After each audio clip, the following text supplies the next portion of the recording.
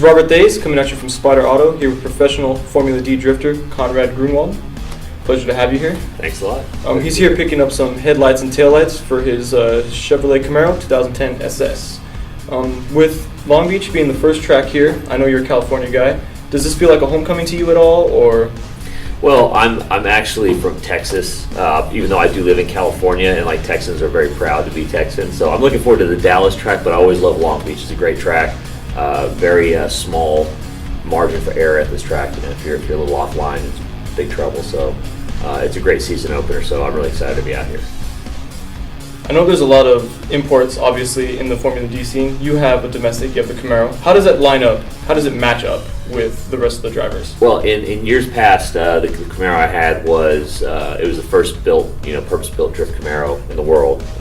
It was a little heavy, had a ton of torque, ton of power, but we're talking 3 or 4 years ago. In the last year or two, as you know, the horsepower game has really blown up. So a lot of guys have 1,000 plus now. We're still, upper 700s. But the car's a lot lighter this year. We're sub 2,700 pounds without me in the car.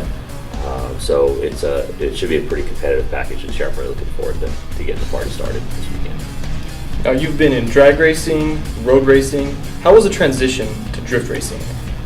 From drag racing, it's hard to compare. I think road racing and drifting are a lot different than drag racing.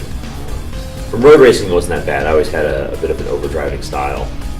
In road racing, hanging the back end out. So transitioning into drifting was just kind of like, you telling me I got to do this, and I don't have to get in trouble for it. So anyway, yeah, it was great. It was great going from road racing into drifting, and I still do a lot of road racing, but drifting has kind of been my main thing since 2004. So. Very good. Your first experience with drifting was in 2004. What drew you to that originally? As many things go in life, being in the right place at the right time is really critical. And I was helping out a friend at the Laguna Seca Drift Invitational in 2004, and I think Ken Gucci ended up winning it. But a friend of mine, Rich Rutherford, was driving an S13, and they kept having problems with stuff breaking. And my background is as a mechanic, so I was welding stuff up for him. And I'd weld one thing up and another thing would break, and on and on. And their parts guy asked me, "Hey, can you do this?" And I said, "Yeah, I think I can do that."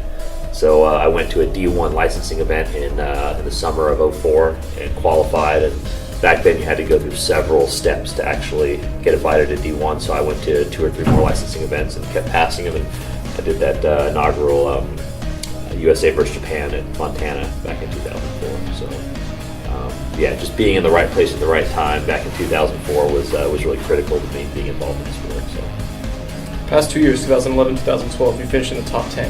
What can we be looking forward to as fans of you for the 2013 season? Well, every time I jump in the car for a weekend, my game plan is to win that weekend. And as soon as I don't think I can win a weekend, I'm going to find a driver that can. So I, expect me to go out there and be banging doors with people. I mean, I'm not here to finish second. I'm going out there to win, and I'm going to try my best. So. Do you have any advice for any amateur or up-and-coming drifters? Yeah, seat time. Just go out there and do it. Grab a little rear-wheel drive car, get some cheap tires on it, throw a bunch of tire pressure in it, go to an event. I know there's a ton out here in Southern California. Listen to the advice of what the more experienced guys have to say. They've been doing it for a while, and there's a reason why they're better, because they have the practice, and just go out there and practice it. The more practice you get, the better you get at it. Sounds good. I'd like to thank Conrad for joining us here at Spyder Auto. Make sure to check him out on April 12th and 13th at Formula D Long Beach.